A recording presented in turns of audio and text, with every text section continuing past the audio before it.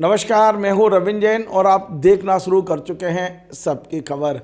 आज की मेरी इस खबर को मध्य प्रदेश के मुख्यमंत्री और भारतीय जनता पार्टी के जिम्मेदार लोगों को देखना चाहिए, क्योंकि मुझे ये लगता है कि भारतीय जनता पार्टी के गढ़ में गौड़वाना पार्टी बहुत तेज़ी से जड़ें फैला रही है। मैं बात इसलिए कह रहा हूँ कि कुछ ऐसे मुद्दे हैं जो जाने अनजाने में भारतीय जनता पार्टी विपक्ष को दे रही है।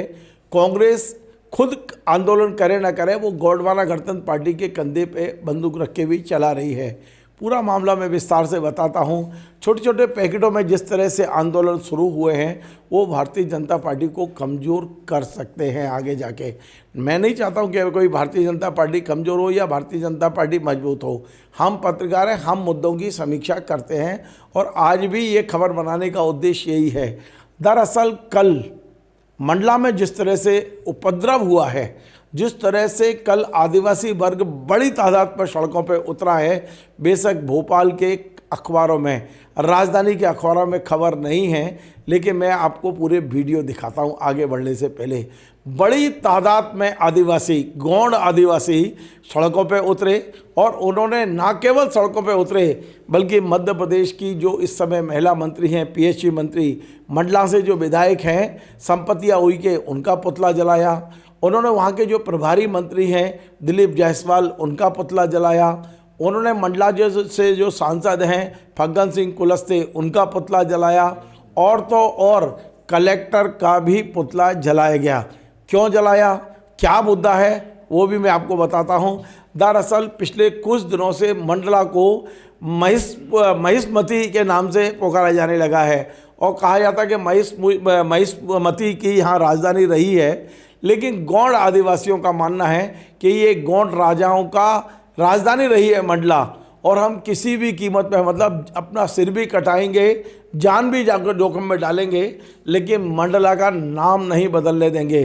पिछले कुछ कार्यक्रमों में बताया जा रहा है कि वहाँ के भारतीय जनता पार्टी के नेताओं ने या ये जो पीएचई मंत्री हैं संपतिया उइके, उन्होंने अपने कुछ कार्यक्रमों में मंडला को महिष्मती के नाम से पुकारा और इससे आदिवासी समाज बेहद नाराज है।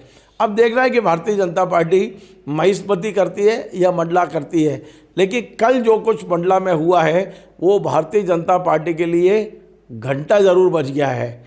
अब वो हम कह रहे हैं खतरे की घंटी, लेकिन आजकल मध्य प्रदेश की राजनीति घंटी नहीं घंटे पर चल रही है, आप और हम सब जानते हैं। तो जो घंटा आप इंदौर में सुनाई दे रही है वही घंटा मुझे लगता है आदिवासियों ने भारतीय जनता पार्टी के लिए मंडला में बजा दिया है। और हाय हाय के नारे लगे, संपतिया उइके मुर्दाबाद के नारे लगे, वहाँ दिलीप जायसवाल मुर्दाबाद के नारे लगे हैं।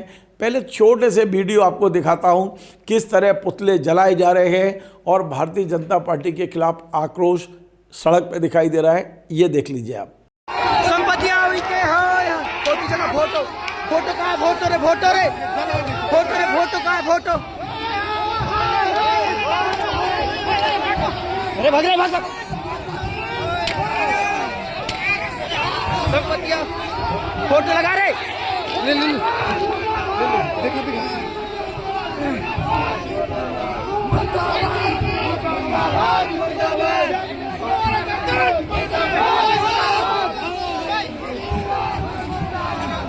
फग्गन कुलस्ते मुर्दाबाद।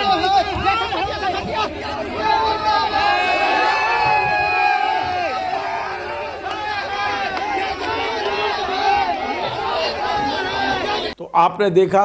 अब मैं इस मुद्दे पर जो लगातार नज़र बनाए हुए हैं मध्य प्रदेश के वरिष्ठ पत्रकार रिजवान अहमद सिद्दीकी साहब को जोड़ता हूं और उनसे समझते हैं कि ये आंदोलन क्या वाकई गोंडवाना का आंदोलन है, इस पर्दे के पीछे कांग्रेस कहाँ खड़ी है, कांग्रेस की कितनी भूमिका है, या फिर भारतीय जनता पार्टी की ये जो मैडम है संपतिया हुई है उन्हें पार्टी के लोग ही निपटा रहे हैं। पूरा मामला क्या है समझते हैं। रिजवान भाई, आपका बहुत बहुत स्वागत है। धन्यवाद रविंद्र भाई। ये जो कल मंडला में हुआ है, इससे आप कितना अलार्म मानते हैं? ये खतरे की घंटी है, बहुत स्पष्ट है और लोगों को नहीं मालूम, मीडिया में चर्चा में भी नहीं है, सरकार का कितना निगाह है उस पर ये हम नहीं जानते। लेकिन जो वर्तमान में गोंडवाना गणतंत्र पार्टी के राष्ट्रीय अध्यक्ष हैं तुलेश्वर मरकाम, जो हीरालाल मरकाम के बेटे हैं, वो विधायक भी हैं छत्तीसगढ़ से, उनके नेतृत्व में ये आंदोलन हुआ है। तो जाहिर है राष्ट्रीय अध्यक्ष के नेतृत्व में अगर आंदोलन शुरू हुआ है तो ये बड़ा शंखनाद है। और कांग्रेस के साथ भी कहीं ना कहीं कांग्रेस के जो नेता प्रतिपक्ष हैं वो भी उसी वर्ग से आते हैं, आदिवासी वर्ग से।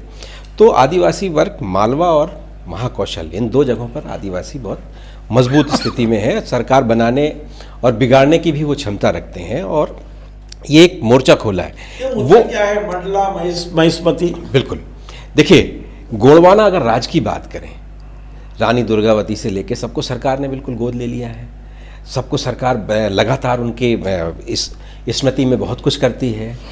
लेकिन यहाँ स्टेशन का नाम भी रानी कमलापति के नाम से रखा गया। लेकिन एक ऐसा जो गोंडवाना के अस्तित्व की जगह है मंडला, जहाँ से गोंडवाना राज संचालित होता था, जब आप उसका नाम बदलने की बात करेंगे और वो लोग बात कर रहे हैं, उनके नेतृत्व में बातचीत हो रही है, उनकी मौजूदगी में बातचीत हो रही है, जो मध्य प्रदेश में भारतीय जनता पार्टी के आदिवासी बड़े चेहरे हैं, चाहे वो फग्गन सिंह हो या संपतिया उइके हो, उनकी मौजूदगी में ये हो रहा है। और एक और विधायक दिलीप सिंह जो दिलीप जायसवाल जो वहाँ के प्रभारी मंत्री हैं, उनका क्षेत्र भी आदिवासी क्षेत्र से जुड़ा हुआ है।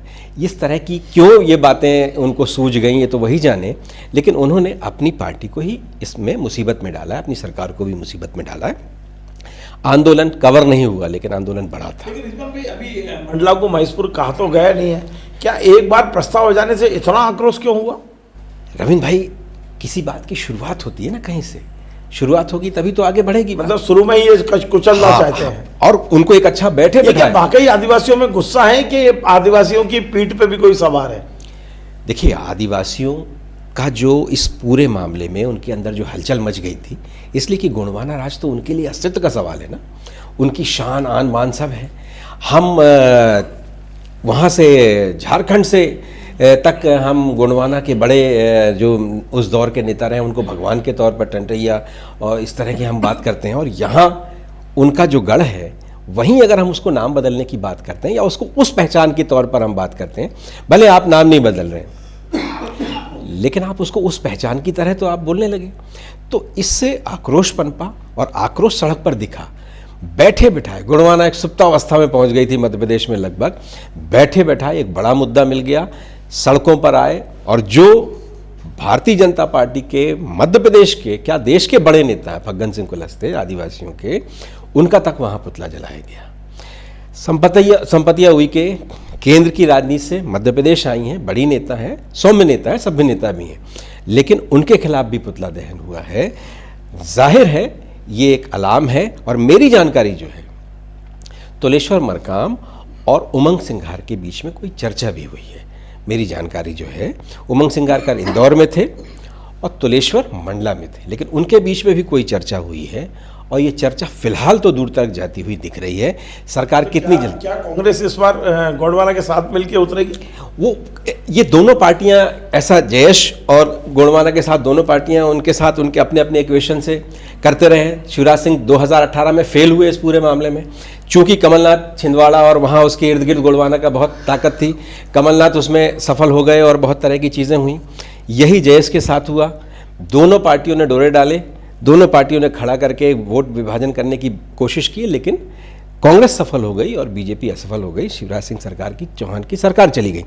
अब फिर उसी दिशा में ये चीज़ें बढ़ रही हैं और एक सेंटिमेंट्स पर काम शुरू हो गया है। लेकिन सवाल ये भी है ना रिजवान भाई कि वो मैडम का क्या दोस्त संपतिया जी का, ये जो भी नाम तय हो रहा होगा ये तो पार्टी के लेवल पे हो रहा होगा, दिल्ली के लेवल पे हो रहा होगा। पुतले मतलब निर्णय यदि नरेंद्र मोदी जी और डॉक्टर मोहन यादव कर रहे हैं और पुतले मंत्री के चल रहे हैं। उन्होंने खंडन कर दिया कि नहीं, ऐसा कोई प्रस्ताव नहीं है, कुछ नहीं है, हम ऐसा कुछ नहीं कर दिया। ये संपतिया ने और बाकी सारे लोगों ने कि हम ऐसा कुछ नहीं कर रहे हैं। लेकिन धुआं जो है दिख रहा है, मतलब आग तो थी और ये बातें तो मंच पे हुई हैं। ये प्रमाण है इसके कि मंच पे की गई है कि महिष्मति के तौर पर उसको, चूंकि ये जो हिंदू सेंटिमेंट्स की जो राजनीति है, जिसको भारतीय जनता पार्टी में आने वाला हर व्यक्ति करने की कोशिश करता है, संपतिया उइके शायद इस बात को नहीं समझ पाए, फग्गन सिंह इस बात को नहीं समझ पाए कि ये जो सेंटिमेंट्स हैं, हिंदू सेंटिमेंट्स आदिवासी सेंटिमेंट्स के साथ मिलकर करो, उनके विपरीत खड़े हो तो अलग अलग ध्रुव बनाकर मत करो। ये एक चूक हुई है, हाईकमान के नंबर बढ़ाने की कोशिश में ये एक गंभीर चूक हो गई है। मैं एक आखिरी सवाल और बड़ा महत्वपूर्ण सवाल मैं पूछ रहा हूँ, जी। पता नहीं क्यों मुझे लग रहा है कि ये सवाल बनता है आज। अभी हमने कुछ दिन पहले हरदा में करणी सेना का एक बहुत बड़ा आंदोलन देखा, वो पूरा शहर 12 घंटे तक जाम रहा। उसके बाद आष्टा में हमने उपद्रव देखा, उसके बाद हमने सिंगरौली में बैस समाज को सड़कों पर देखा, बीजेपी कार्यालय में घुस के नारेबाजी करते देखा। उसके बाद हमने मंडला में ये आदिवासियों को देखा। ये सब संयोग है या धीरे धीरे छोटे छोटे जो समाज हैं, ग्रोह हैं, उनमें सरकार के प्रति नाराजगी धीरे धीरे ये क्या सुनियोजित तरीके से हो रहा है या वाकई कुछ नाराजगी शुरू हो गई है?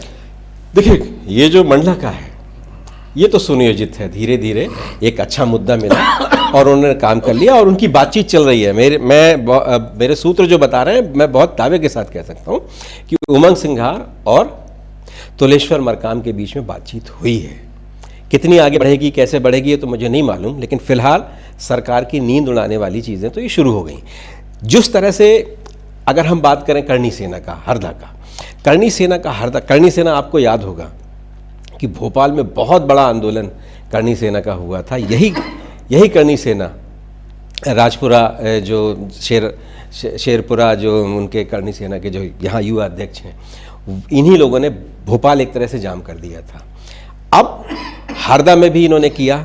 सरकार ने वक्त पर उस सेंटिमेंट्स को समझने की कोशिश नहीं की। आपने खबर भी बनाई थी इस पर।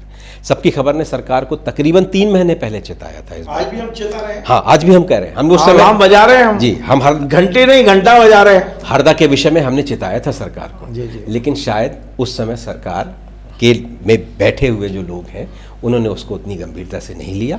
इतना बड़ा आंदोलन खड़ा हुआ, ये तो अलग बात है, एक नेगोशिएशन पर आकर कुछ चीज़ें रुक गई, लेकिन वो आस्था तक आकर एक आग लग गई। तो और जैसे सिंगरौली की बात है, छोटे छोटे पैकेट में लोगों के असंतोष उभर रहे हैं। जो जनप्रतिनिधि हैं उनके अपने अपने इंटरेस्ट हैं। अब एक विधायक जी आप ही के साथ कल बैठकर बता रहे थे कि उनको मूसा गैंग से खतरा है, उनके परिवार को खतरा है। अपने ही सरकार में इस तरह से कुछ लोग माहौल ख़राब कर रहे हैं और कुछ लोग ऐसी चीज़ों को हवा दे रहे हैं। तो मुख्यमंत्री जी को, जैसे आपने उनसे शुरुआत में ही मुख्यमंत्री को ये सब चीज़ें समझनी पड़ेगी, इसको इन इक्वेशंस को भी समझना पड़ेगा। इसलिए कि शिवराज सिंह इस मामले में बड़े चपल थे। वो बड़े स्टाइल से इसको भी संतुष्ट कर दो, उसको भी संतुष्ट कर दो, नतीजे नहीं निकलते थे कुछ, लेकिन वो संतुष्ट करने में उनकी बड़ी हुनर थी। लेकिन मोहन यादव बहुत स्पष्ट चीज़ें करते हैं, जिसकी वजह से सरकार में, सियासत में आपको हर साम दाम दंड भेद सब तरह की चीज़ें करनी पड़ती हैं और जो एक टीम है वो इस तरह से करती हुई नहीं नज़र आती। टीम तो कभी कभी घंटा बजा देती है, कभी कभी चीज़ें फोकट में समस्याएं मोल ले लेती है। तो ये जो चीज़ें हैं ये सरकार की अलार्म है। और रविंद्र भाई, अगर सरकार वक्त पर नहीं चेतेगी तो ये धीरे धीरे ये वो लोग हैं जो धीरे धीरे इकट्ठे होते हैं। बहुत अंदर इनका काम होता है, बहुत ढेर सारी चीज़ें पता भी नहीं चलती। तो ये इकट्ठे होंगे तो आने वाले वक्त में परेशानी भी खड़ी करेंगे। चलिए, बहुत बहुत धन्यवाद। तो आपने सुना, रिजवान अहमद सिद्दीकी जी ने साफ साफ कहा है कि छोटे छोटे बेल्ट में जिस तरह का असंतोष उभर रहा है वो भारतीय जनता पार्टी और भारतीय जनता पार्टी की सरकार दोनों के लिए अलार्म है। हमारा काम केवल आपको आईना दिखाना है, हमने आईना दिखाया है। निश्चित तौर पे गोंडवाना पार्टी के पीछे उनके कंधे पे कांग्रेस सवार दिखाई दे रही है। बाकी जगह जगह जो उपद्रव, छोटे छोटे समूह में जो असंतोष हो रहा है, इसे देखने का काम संगठन और सरकार का है। नमस्कार। Join the next be the best, Bundelkhand का सबसे विशाल और आधुनिक विश्वविद्यालय ज्ञानवीर यूनिवर्सिटी। ये सिर्फ एक यूनिवर्सिटी नहीं, ये है आपके सपनों का लॉन्च पैड। यहाँ मिले आपको smart classrooms, modern campus, updated labs और एक्सपीरियंस्ड फैकल्टी। हर स्टूडेंट को मिलता है कॉन्फिडेंस, ग्रोथ और एक ब्राइट करियर का प्रॉमिस। नए सेशन के लिए एडमिशन ओपन है, तो इंतजार कैसा? आज ही कांटेक्ट कीजिए।